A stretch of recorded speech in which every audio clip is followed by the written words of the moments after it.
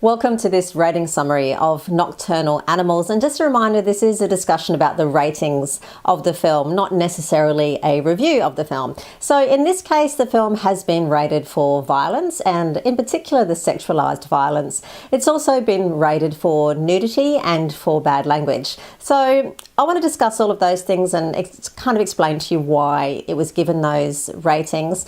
In this particular review, I can't help but I'm going to have to be a little bit spoilery, so I'm sorry if I kind of ruin some of it for you. Usually I try and avoid spoilers as much as I can, but you'll see why. It's going to be very hard to talk about the violence in particular without giving a few things away.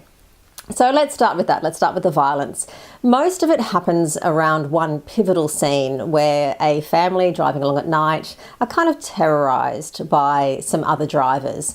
And it ends up in a bit of reckless driving. One car is rammed, driven off the road.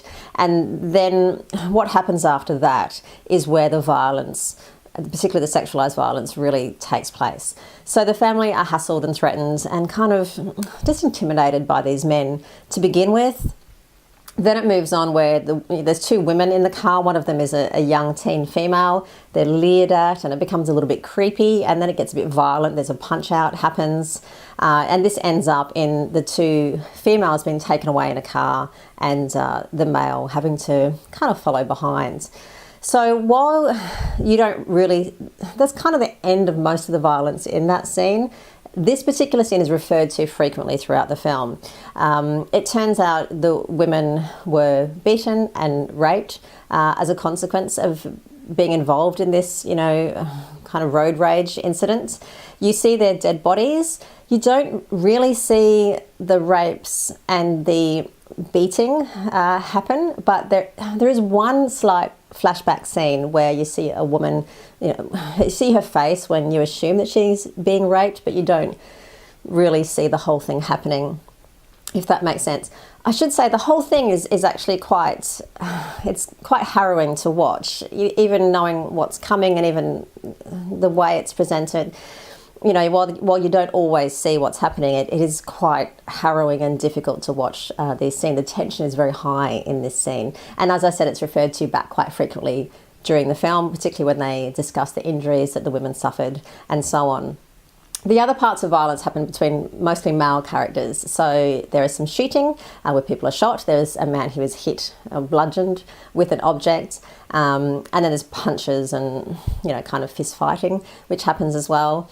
One person accidentally shoots themselves. And so because of all of this violence, you see a fair bit of blood as well. So yes, you do see a few dead bodies, but you also see bloody heads and faces and eyes and hands. You see bloody clothing and bleeding and so on. So that probably best summarises the worst of the violence. I should say there is one jump scare in the film, which is quite unexpected, and I think pretty much everybody in the screening I went to did actually jump.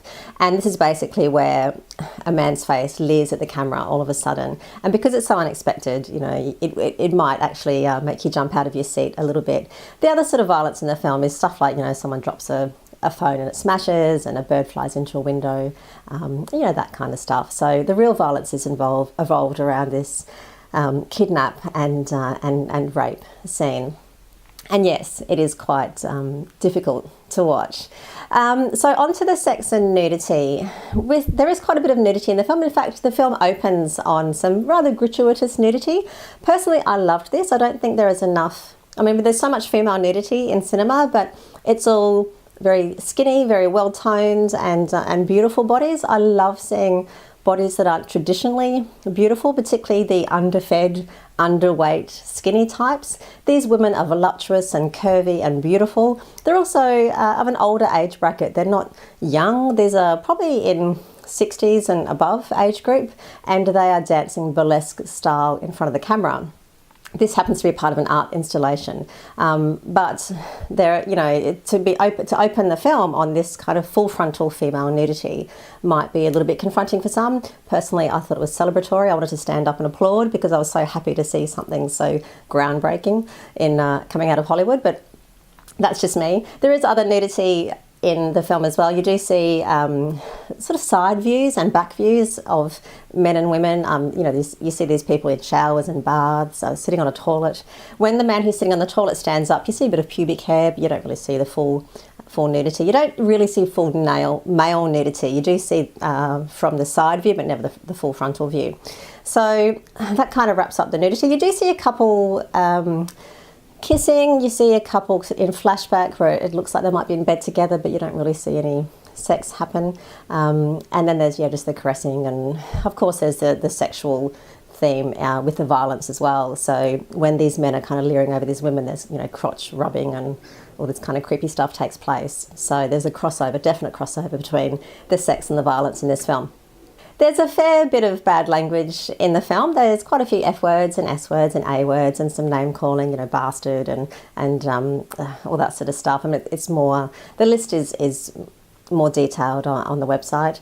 And there's, obscene finger gestures and all those kind of things. So yeah, there's a fair bit of bad language. Alcohol and drugs also have a presence. Mostly alcohol. You kind of see every alcohol you can think of. There's beer and wine and spirits, champagne and cocktails in quite a few of the different scenes. There's a bit of intoxication. You see a man sort of stumbling out of a bar. There's a couple of drug references. With the man that's sitting on the toilet, he seems to be smoking a joint. And you also see a woman taking a pill. It looks to be a sleeping pill. So that pretty much kind of sums all that up. So if there's anything else you'd like to know about the film before you go and see it, drop me a line and let me know. I'm always happy to answer any questions. But in the meantime, I've got to say that I actually really enjoyed this film. I thought it was wonderful, and it does make me wonder if Tom Ford, the director, is there anything he can't do? I mean, he's famous for his fashion design, but the way he has translated his talent and his craft onto celluloid is just remarkable. It's a beautiful film to look at, and even though it does have these very violent and really uncomfortable scenes, it's very cleverly told. It's based on a book called Tony and Susan, which is about a book inside a book. So if you like, this is a film inside a film about a book inside a book, and there's plenty of layers to unpack afterwards, so there's heaps to discuss once you've seen this film as well. I really enjoyed it. I hope you enjoy it too. As I said, any questions or comments, just leave them below. Otherwise, check out a full breakdown of all the content in Nocturnal Animals on the website, which is cinemum.net.